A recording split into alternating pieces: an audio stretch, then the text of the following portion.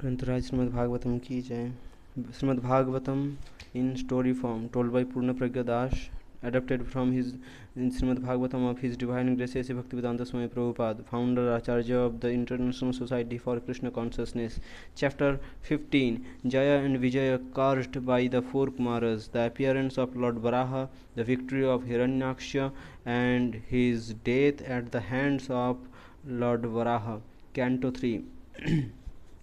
After describing the appearance of the white boar incarnation that had appeared during the Swayambhuva devastation, Maitreya next described the red boar incarnation that had appeared during the Chakshusha devastation. Maitreya related these pastimes to Vidura in the same manner in which he had heard them long ago when Lord Brahma had narrated them to the demigods.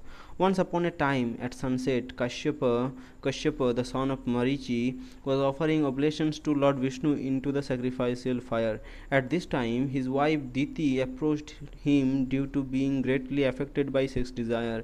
Without trying to attract him gradually by her bodily expression, the beautiful Diti frankly begged her husband, "O learned one, Cupid is forcibly distressing me with his arrows, just as an elephant troubles a banana tree. I want to have sons like my co-wives, and so you should be merciful to me."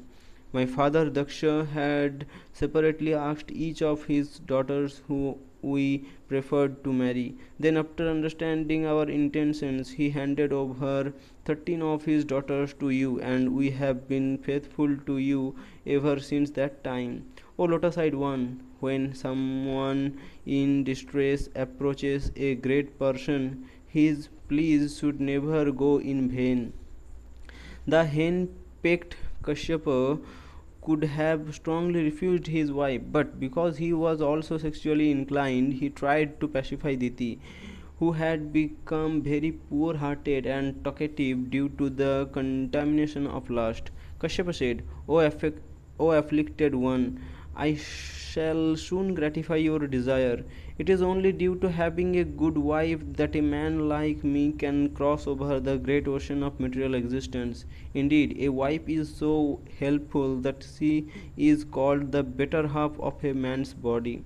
Just as a military commander can easily conquer invaders while remaining protected within a fort, so a man can conquer his senses by taking shelter of a good wife. For this reason, a man could never repay his wife for all the benefit he derives from her, even if he were to try to do so during his entire lifetime, or even after death. My dear Diti, although I cannot sufficiently repay you, I will satisfy your sex desire for the purpose of begetting children. I only request you to wait for a few minutes so that I may not become subject to criticism. The present moment is most inauspicious because at this time Lord Shiva rides upon his bull carrier, accompanied by his horrible ghostly companions. He gives such ghosts the chance of getting a gross material body by placing them into the wombs of women that indulge in sexual intercourse during this forbidden period. Lord Shiva is your sister's husband, and with his 3 eyes he will see your forbidden act.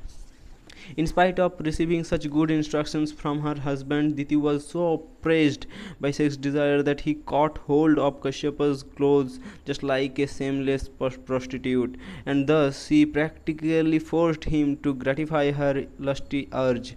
After offering obeisances unto worshipful fate, Kashyapa lay down with Diti in a secluded place. After finishing the forbidden act, Kashyapa purified himself by bathing and once again sat down to chant the Gayatri Mantra while meditating upon the impersonal aspect of the Absolute. Meanwhile, after having gratified her lust, Diti came to her senses. With her head lowered in shame, she approached her husband and said, "My dear Brahmana, please ensure that my embryo is not killed by Lord Shiva because of the great offense that I have committed against him." Diti then prayed for Lord Shiva's mercy in a very clever manner. Let me offer my obeisances unto the angry Lord Shiva. He is so great that he can immediately destroy my embryo, but at the same time he is so merciful and forgiving. Lord Shiva is known as the Lord of all women. Lord Shiva is known as the Lord of all women who are excused even by uncivilized hunters, and therefore I beg him to spare me from his wrath. As Diti stood before him, trembling due to fear of his anger, Kashyapa said, because of your polluted mind, the improper time, your disobedience, and your neglect of the demigods, your conception will produce two abominable sons who will create havoc within the world by killing innocent persons, torturing women, and enraging the great souls. As a result, the Supreme Lord will incarnate to kill them, just as Indra smashes mountains with his thunderbolt. Diti said, O my husband, it is a great relief for me to know that my sons will be killed by the all merciful Supreme Lord rather than the wrath of the Brahmanas. One who offends the Brahmanas or causes fear to others is so condemned that even those who are already in hell or who are of the degraded species in which he will later on appear feel no compassion for him. Kashyapa then informed Diti, due to your repentance and firm faith in the Supreme Lord, as well as your adoration for Lord Shiva and me, one of your grandsons will be a greatly exalted devotee whose fame will rival that of the Lord himself.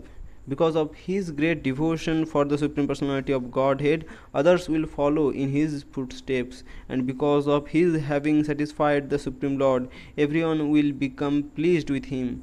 As a first class devotee, your grandson will be able to see the Supreme Lord within and without.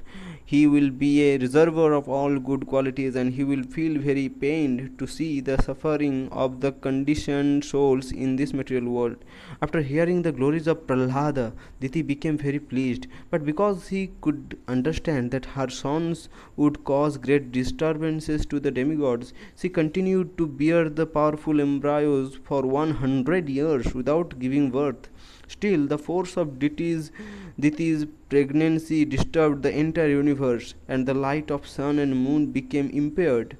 After observing this fearful condition, the demigods approached Lord Brahma and submitted, O Lord, just see this darkness that is expanding in all directions. O sustainer of the universe, you knows the intentions of all living entities. Diti's pregnancy has caused this great disturbance, and thus our work has become suspended. Please be merciful. Please be merciful unto us, for we have fallen into a very miserable condition. In response, Lord Brahma informed the demigods of what had happened long ago. After having travelled all over the material creation, the four sages Sanaka, Sanatana, Sanandana, and Sanatara entered the spiritual sky, wherein the Vaikuntha planets are situated. They were able to do this due to being freed from all material contamination. In the abode of Lord Narayana, the residents have forms similar to that of the Supreme Lord, and everyone is engaged in his unalloyed devotional service. There are many forests full of desire trees, and throughout all seasons they are filled with fruit and flowers. While flying in their airplanes along with their consorts, the inhabitants of Vaikuntha eternally sing of the character and pastimes of the Supreme Lord. Although the consorts that crowd the airplanes have large hips and beautifully smiling faces, they cannot stimulate the passion of the residents of Vaikuntha. This means that in Vaikuntha there is the enjoyment of the association with the opposite sex, but there is no sexual relationship, because everyone is fully absorbed in Krishna consciousness. When the king of bees hums in a high pitch, singing the glories of the Lord, the cuckoos, cranes, chakravaks, swans, parrots, and peacocks temporarily stop their singing to listen. All the flowers, such as the champaka, vakula, parijata, and lotus, are transcendently fragrant. They are still conscious of Tulasi's austerities and of how the Lord prefers to garland himself with her leaves. The ladies of Vaikuntha are as beautiful as the goddesses of fortune, and yet they are sometimes seen cleaning the marble walls just to receive the grace of the Supreme Lord, even though there is practically no lust. Upon reaching the outskirts of Vaikuntha, the four Kumaras felt an unprecedented transcendental happiness. Then, after easily passing through 6 gates, the sages saw two doormen at the seventh gate that had similar bodily features and carried strong maces. They were four-armed and of bluish complexion, and due to their arched embryos, discontented nostrils, and reddish eyes, they appeared somewhat agitated. The four Kumaras had opened doors everywhere without any conception of ours and theirs, and so they innocently began to pass through the seventh gate. The sages, who had nothing to cover their bodies but the atmosphere, looked just like 5-year-old boys, although they were the oldest created beings next to Brahma. Due to possessing a disposition quite unpalatable to the Lord, the two gatekeepers rudely blocked the Kumaras' entrance with their staffs. The Lord is always anxious to serve great sages, and thus the Kumaras were never to be prohibited from entering Vaikuntha. The boy the boy sages had been very eager to see the Supreme Personality of Godhead, and so, upon being checked by the Lord's two chief doorkeepers, they immediately became agitated. Their eyes red with rage, the Kumaras exclaimed, "Who are these persons engaging in the Lord's service who have developed a discordant mentality? They must be impostors, and so they suspect others to be just like themselves. In Vaikuntha, there is perfect harmony between the Supreme Lord and the other inhabitants. These two persons are dressed like the residents of Vaikuntha, but where has this seed of disharmony come from? Because of seeing duality, they have become contaminated. Therefore, they should be put into the material world, where everyone is conceived of as being either a friend or an enemy." When the gatekeepers realized that they were being cursed by the Brahmanas, they at once became very afraid. After falling down at the Kumara's feet, they begged, "You are correct in punishing us for having neglected such great souls as yourselves. Still, in consideration of our repentance, we pray that you mercifully ensure that the illusion of forgetting the Supreme Personality of Godhead will not overwhelm us as we fall down." Just at that moment, the Supreme Lord, having learned of this incident, came there on foot, accompanied by the goddesses of fortune. Thus the four Kumaras saw Lord Vishnu before them, who they had formerly seen only within their hearts while being absorbed in the ecstatic trance of meditation. The Lord's beautiful blackish body was dressed in bright yellow cloth, and around his neck hung a garland of fresh flowers that was encircled by humming bees. While resting one of his hands upon Garuda's shoulder, the Lord twirled a lotus flower in another. Indeed, his beauty was so excellent that it defeated the pride of the goddesses of fortune, and thus the Kumaras looked at him with unsated eyes. As the Kumaras joyfully bowed their heads, the breeze that carried the aroma of tulsi leaves from the toes of the Lord's lotus feet entered their nostrils, causing a spiritual transformation in their body and mind, even though they had been fully attached to the impersonal Brahman. In other words, the Kumaras became converted from impersonalists that had desired to merge into the Lord's Brahmayoti to devotees who desire to render service to the Lord. After seeing the Lord's transcendental body, the Kumaras advanced to the stage of constant meditation upon his personal feature. Their anger having subsided, the four sages prayed, O our dear Lord, whatever we had heard about you from our father Lord Brahma has now been confirmed by your kind appearance before us. We now understand that the most elevated transcendentalists are those that constantly engage in hearing about your pastimes without caring for any other benediction, including liberation. O Lord, we don't mind being born in any hellish condition as long as our hearts and minds are always engaged in your devotional service. By the influence of the Lord's presence, the Kumaras realized that it had been improper for them to curse the doorkeepers in spite of the offense that had been committed. The Supreme Lord then said, These attendants of mine, Jaya and Vijaya, have committed a great offense against you by ignoring my desire. I approve of the punishment that you have awarded to my servants. Indeed, since these doormen are my servants, I consider myself to be the one that has offended you, and for this reason I seek your forgiveness. Whatever wrong a servant commits causes people in general to blame the master, just as a single spot of white leprosy is considered to pollute the whole skin. For me, the Brahmanas are the most worshipable personalities, and so I am prepared to cut off my arm if its conduct proves to be hostile toward you.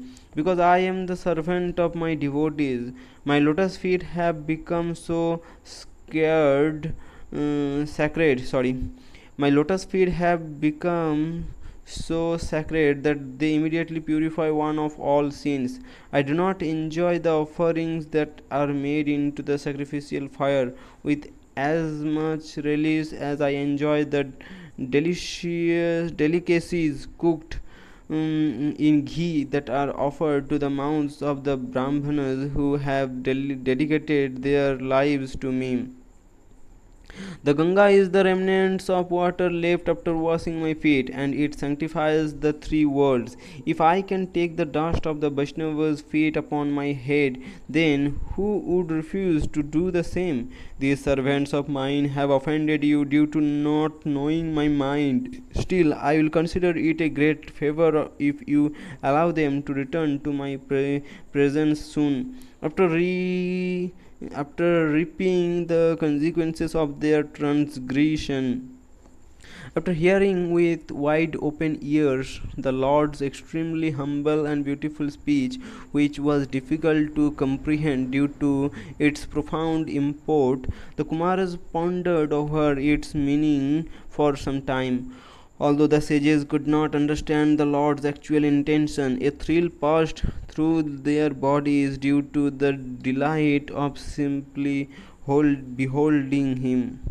Understanding their fault in cursing the Lord's faultless servants, the Kumaras said, O Lord, we cannot understand your plans, for you have spoken as if we had done something good for you. Your adoration of the Brahmanas is meant to teach others, for it is you who are the supreme worshipable deity. O Lord, whatever punishment you wish to award to these two innocent persons or to us, we shall accept without duplicity. The Lord said, O Brahmanas, I have already ordained the punishment that you inflicted upon Jaya and Vijaya, and thus they will have to accept birth in a demoniac family. But by concentration of their minds upon me in anger, they will always remain connected with me, and soon thereafter they will return to my abode. It is to be understood that the Lord himself engineered the cursing of Jaya and Vijaya. Ordinarily, there is no possibility that the Kumaras could become so angry that the Lord could neglect his gatekeepers, or that anyone could return to the material world after reaching Vaikuntha. Sometimes the Lord desires to fight, and because there are no enemies in Vaikuntha, he incarnates into the material world for this purpose. The Lord only likes to perform his pastimes along with his associates. However, and so he chooses a devotee to play the part of his enemy. Then, after making a temporary show of fighting, the Lord recalls his devotee to the spiritual world. Thereafter, the four Kumaras circumambulated the Lord, offered their obeisances, and departed from the gates of Vaikuntha. The Lord then ordered Jaya and Vijaya, "Depart from here, but do not be afraid. I could have nullified the Brahmana's curse, but I choose not to do so. Lakshmi, who had once stopped at the gate while I was sleeping, already predicted your fall. Although 7 births in the material world are your designated punishment, I want you to accept 3 demoniac births instead. By practicing mystic yoga in anger, you will become quickly cleansed of your sinful reactions and thus be able to return to me in a very short time." After saying this, the Lord departed, and Jaya and Vijaya, who had become morose and pale because of the Brahmana's curse, fell down from Vaikuntha. As they were falling, the Kumaras reassured them that after 3 demoniac births they could once again return to Vaikuntha. The demigods, who were observing all these from their celestial airplanes, let out a great roar of disappointment, and thereafter Jaya and Vijaya entered Diti's womb after being covered by Kashyapa's powerful semen. Lord Brahma then concluded his speech by informing the demigods, "It is the prowess of these twin demons that has disturbed you by minimizing your own potency. I have no remedy for this situation. However, for all of this is taking place by the desire of the Lord. Rest assured that the Supreme Lord will come to our rescue, and so do not bother to speculate any longer about the dense darkness covering all directions." After hearing this, the demigods became relieved from their fear and returned to their respective abodes. Meanwhile, after bearing her embryos for 100 years, Diti gave birth to twin sons who were great demons. At this time, there were many fearful natural disturbances, such as earthquakes and raging fires were seen burning everywhere. The inauspicious planets, such as Saturn and Mars, outshone the auspicious ones like Venus and Jupiter, and comets, meteors, and thunderbolts, and due to the covering of thunderbolts appeared in the sky. Fierce winds made a displeasing hissing noise and uprooted great trees, and due to the covering of clouds, all became shrouded in darkness. The ocean became highly agitated, and all the lotuses that grew within the rivers and lakes withered. Solar and lunar eclipses occurred repeatedly, and from the mountain caves came sounds like the rattling of chariots. Sea jackals vomited fire while crying out ominously, and asses ran here and there in herds, striking the earth with their hard hooves and braying loudly. Being frightened by the braying asses, birds flew striking from their nests, and cows passed stool and urine due to fear. Indeed, the terrible cows yielded blood instead of milk, and the clouds rained push instead of water. The deities in the temples shed tears, and trees fell down even though there were no gusts of wind. Upon seeing all of these evil omens, everyone except the four Kumaras became seized by fear. Not knowing about the fall of Jaya and Vijaya and their subsequent birth as demons, everyone thought that the dissolution of the universe was at hand. Kashyapa named the firstborn, who was formerly Jaya, Hiranyaksha, and the one who was conceived first, who was formerly Vijaya, was named Hiranyakashipu. Soon after their birth, the demoniac twins exhibited uncommon bodily features, and their steel-like frames became so tall that they seemed to touch the sky. Indeed, they blocked the view in all directions, and as they walked, the earth shook with every step. After performing great austerities, Hiranyakashipu received benedictions from Lord Brahma, and as a result, he became unafraid of death and very proud. Being most powerful, Hiranyakashipu was able to bring the entire three worlds under his control. His brother Hiranyaksha had also received Brahma's benediction of near immortality, and so he became similarly powerful and conceited. To satisfy his elder brother, Hiranyaksha took his club and began to travel all over the universe with a frightened spirit. Because no one was able to kill him due to Brahma's benediction, even the demigods fearfully hid upon seeing Hiranyaksha, just as snakes hide out of fear of Garuda. When Hiranyaksha thus saw Indraloka vacant, he roared loudly, understanding that the demigods had admitted defeat without even fighting. After returning from heaven, Hiranyaksha sportingly dove deep into the ocean, and upon seeing him, all the great aquatics panicked and fled. Finally, after moving about in the ocean for many years, Hiranyaksha reached Vibhavari, Varuna's capital, just to make fun of the Lord of the Waters. Hiranyaksha fell at his feet and smilingly begged, "Give me battle, O Supreme Lord."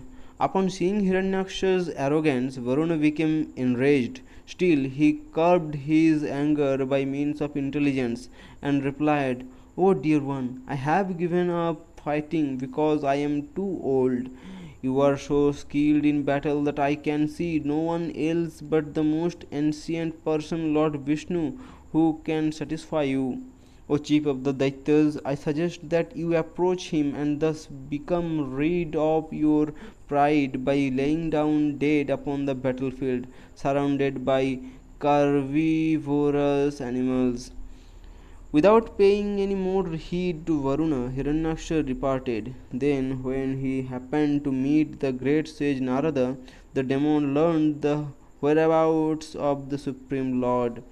After once again entering the depths of the ocean, Hiranyaksha saw the all-powerful Supreme Lord in his boar incarnation, bearing the earth upwards while keeping her on the ends of his tusks.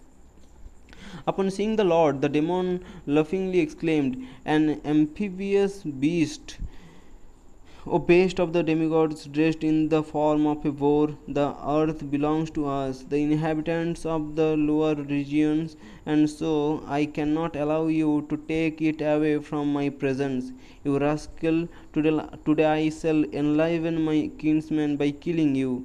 When you fall down dead with your skull smashed by my mace, the demigods and sages who offer you oblations in sacrifice will also cease to be, just like a tree that can no longer live without roots." Although the Lord was certainly pained to hear such abusive language, he tolerated it so that he could continue carrying the earth, which had become very frightened.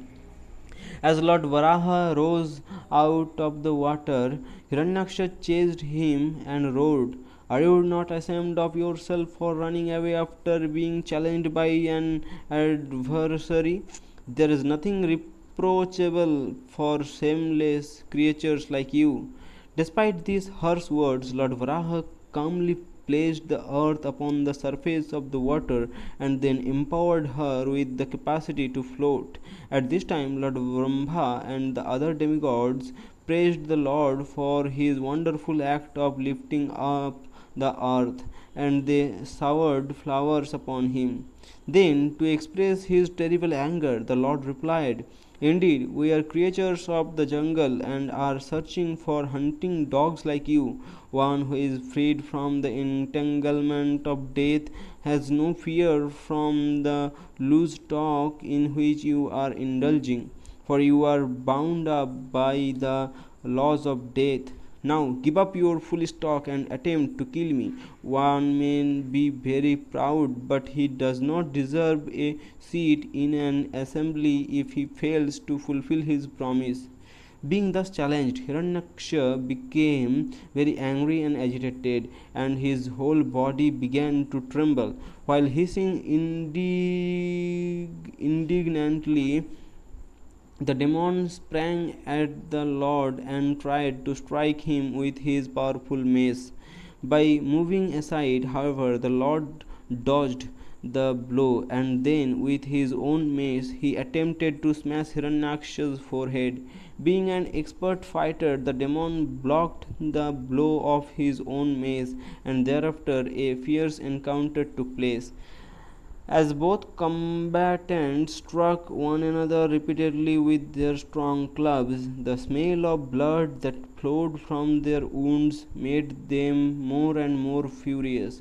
Being very eager for victory, both the Lord and the demon exhibited wonderful maneuvers, so that the battle looked like a contest between two powerful bulls for the sake of a cow.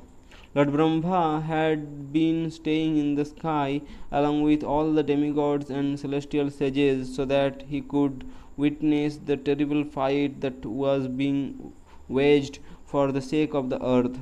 Becoming somewhat anxious, he addressed Lord Varaha, "My dear Lord, Hiranyaksha has always appraised the demigods, brahmanas, cows, and other innocent creatures. There is no need for you to play with this serpentine demon any longer, for he is very skilled in utilizing mystic powers, and he is most arrogant and wicked. My dear infallible Lord, please kill him before the demoniac hour of twilight arrives and thus increases his strength." The auspicious period called Abhijit began at noon and has almost passed. Therefore, please dispose of your formidable enemy quickly and thus establish peace within the world. In response, the Lord heartily laughed, while at the same time he accepted Brahma's prayers with a glance laden with love.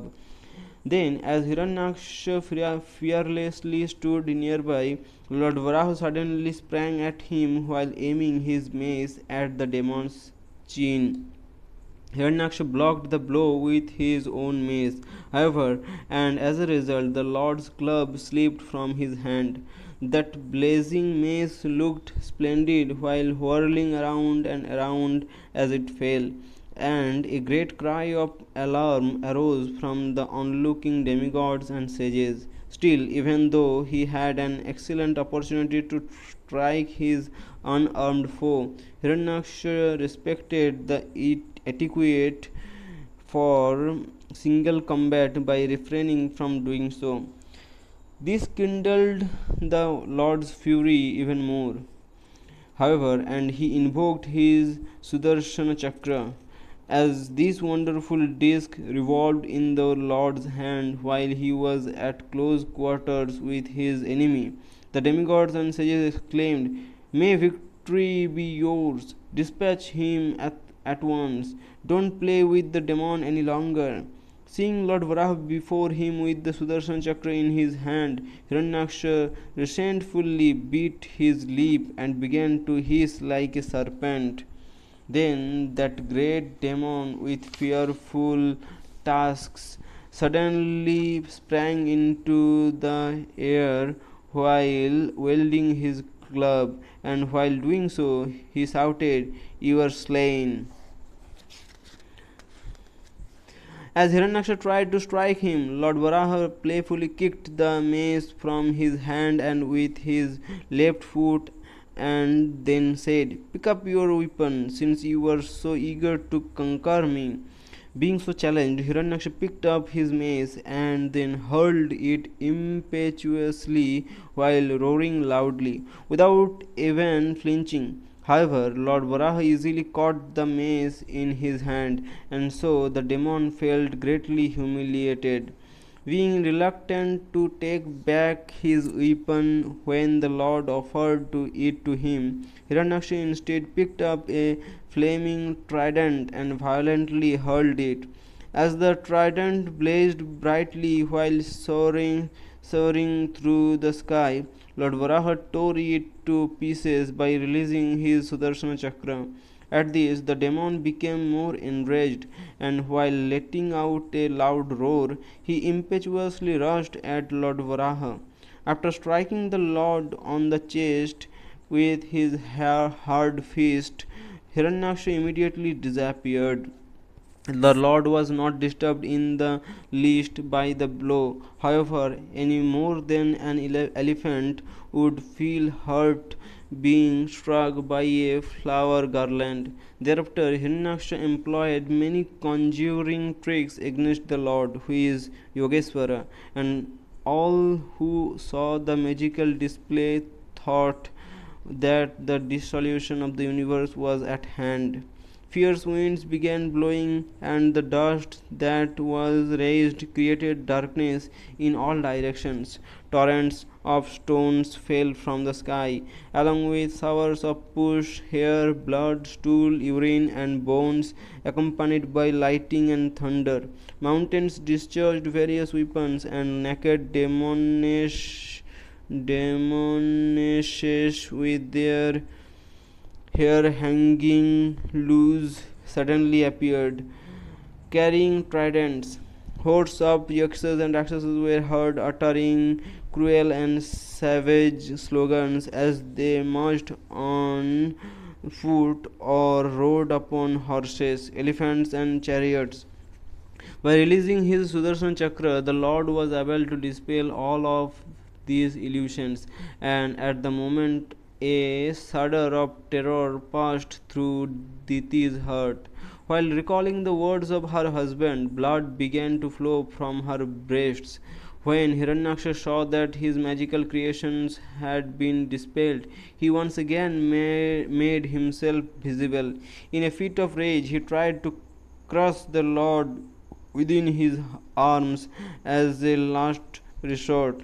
But to his great surprise, after trying to grab the Lord, the demon found that he was still outside the circle of his arms. Then, as Hiranyaksha angrily struck him with his fists, Lord Varaha slapped him indifferently at the root of the ear, making him stagger backwards. With his eyeballs bulging out of their sockets, his hair scattered, and his limbs broken, the great demon fell down dead like an uprooted tree.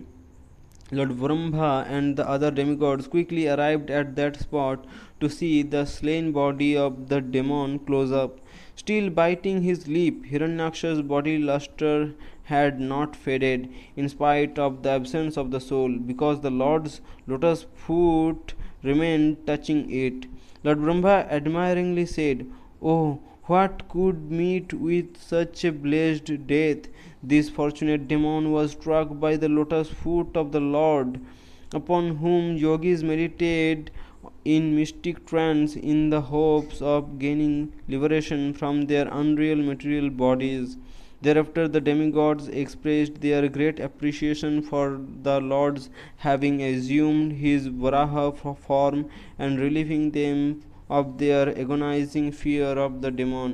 After receiving the demigod's praises, the Lord returned to his own abode in the spiritual world, where there is always an uninterrupted festival going on. Sutta Goswami concluded his narration by saying, "O Brahmanas, anyone who hears, chants, or takes pleasure in the wonderful description of Lord Varaha's killing of Hiranyaksha is at once relieved from the results of all kinds of sinful activities, including the killing of a Brahmana." Hare Krishna. ग्रंथराज Shrimad Bhagavatam की जय. हरि हरि बोल.